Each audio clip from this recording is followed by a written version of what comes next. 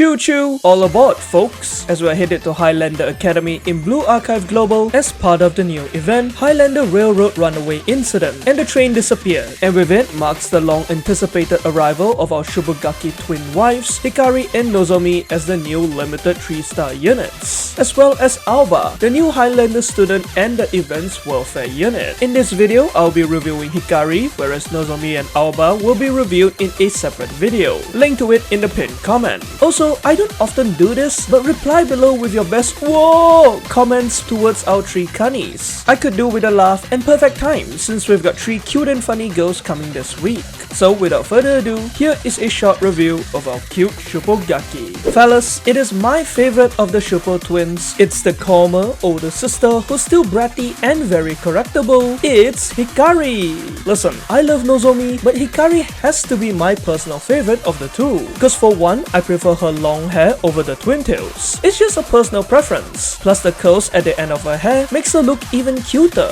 It's like she got a perm and it really fits our adorable daughter wife. Not only that, even though Nozomi's hot pants are really sexy, I just prefer Hikari's skirt a bit more. You can easily see what's underneath with a blow of the wind. Or, since we're on a train, a bit of chikan is enough. There's also her whimsical, carefree personality that I'm a huge fan of. I love her laid-back personality, doing whatever she wants and isn't bothered by much. And her soft-spoken, calmer self compared to Nozomi is what drew me to her. Though she is still a brat, especially with her constant 16-hit poke combo on us. You damn brat! If you don't stop poking me, I'm gonna poke you with my bina! You think you can look down on an adult? I'll show you what an adult can really do! Whoa!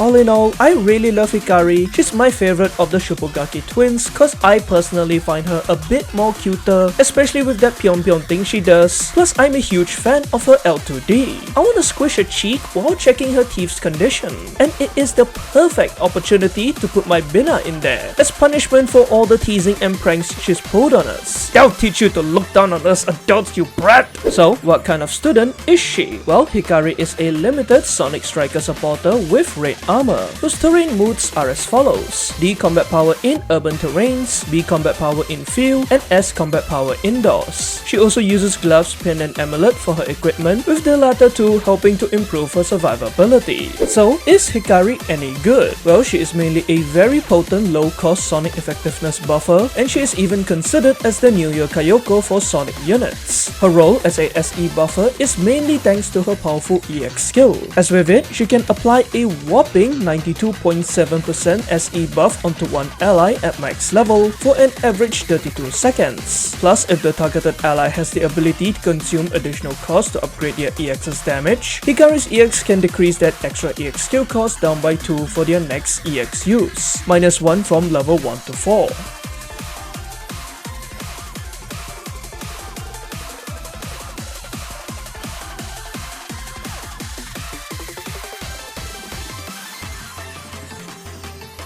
Her EX's SE buff is her kit's main appeal, and it is why she is regarded as the purple version of New Year Kayoko, as she massively boosts your purple DPS unit's weakness damage by nearly 100%, in turn allowing their damage output to skyrocket. Plus, her EX's very low tool cost can help with easier and faster skill rotations since you're expending way less cost. Her secondary additional cost reduction ability is quite useful too. Basically, it works on units who can consume extra skill cost to enhance the power of their EX skill, such as Trakasumi, Minori, and Nozomi, though it is not effective on the first two since they won't benefit from Hikari's SE buff, and her EX is currently only really compatible for her twin sister, who is a Sonic unit too. She essentially negates Nozomi's additional 2 cost that the latter can use to enhance her EX, allowing Nozomi to launch her upgraded EX at only 4 costs instead of 6. Plus, it can even stack with other units' cost reduction skills, and combine all this together can help Nozomi activate her enhanced EX skill for a very cheap 2 costs at max. Thus, Hikari's EX is extremely powerful, especially when used on her sister, as it can significantly improve her damage while decreasing the burden of a 6 cost enhanced EX, in turn helping your team a bit with cost utility, though you still should use her EX on other purple DPS units even though they won't benefit from the cost reduction,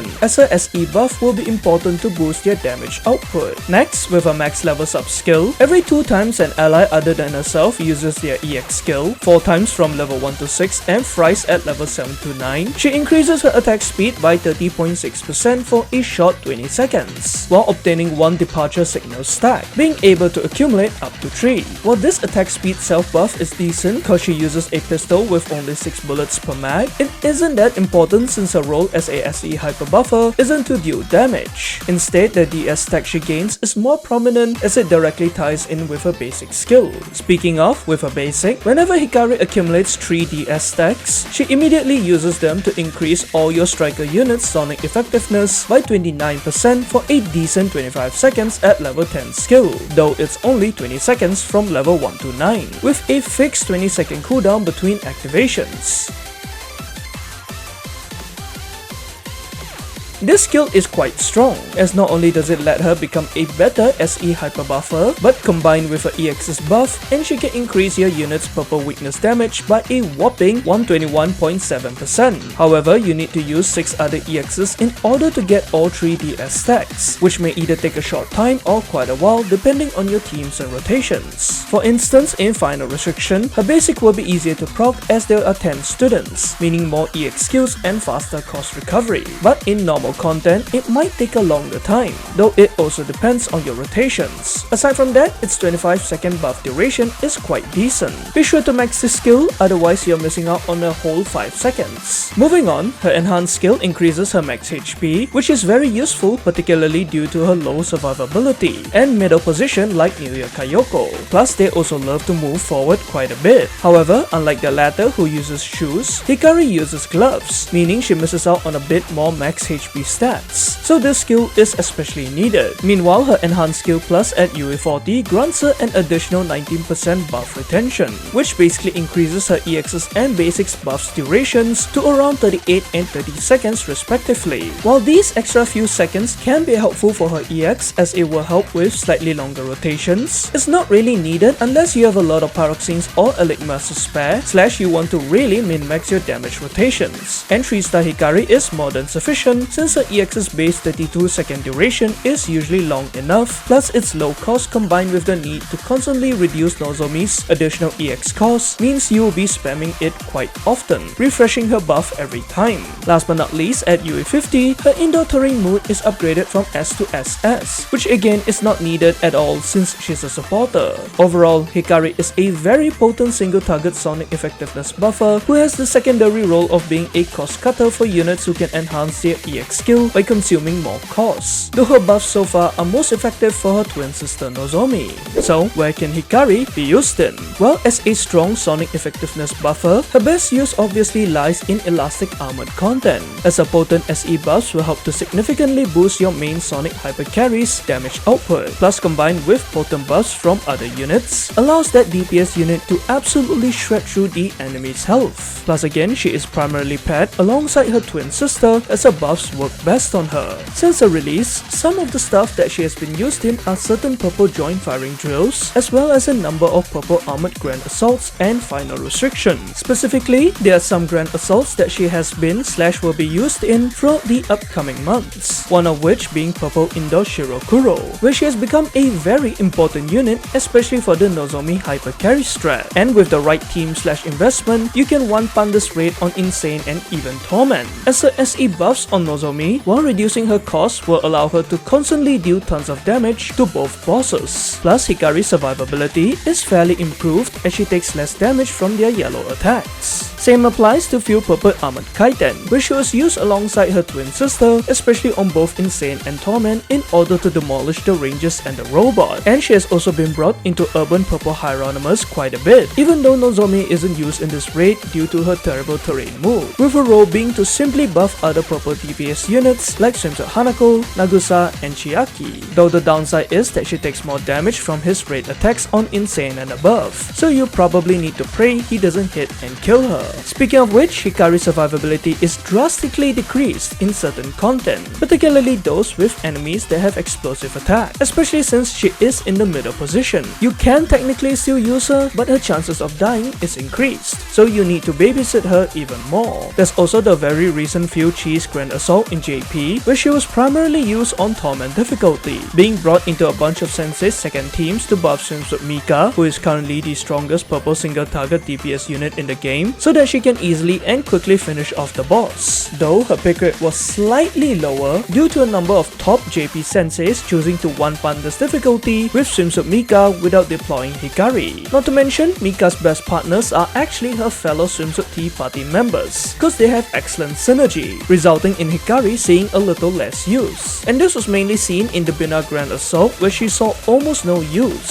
since other buffers that can benefit Mika more were favored. But regardless, you may still use Hikari in this Bina raid if you need /1-2, plus she is still an excellent purple Hyperbuffer, and you can /would still use her with Swimsuit Mika or any other purple DPS units like Swimsuit Hanako in the future, not just with Nozomi. She has not fallen off at all and is very much still an important Hyperbuffer pick. Lastly, for final restriction, Hikari has also been used in purple Tifaref, becoming a very significant unit cause her sister is the main DPS pick for this boss, with her role being very simple: buff Nozomi so that she can continuously deal a ton of damage to the boss, the cores, and the obstacles all at a cheaper cost, while also buffing Rei/Dress Sayori if needed to help them easily take out the laborers. Plus, she also receives 0.5 times damage from his yellow attacks, so she will be absolutely needed against this boss, especially on the harder floors. So overall, should you pull for Hikari? Well, in my opinion, yes, she is a must pull, as she is a very potent sonic effectiveness buffer who will help you clear a bunch of purple content,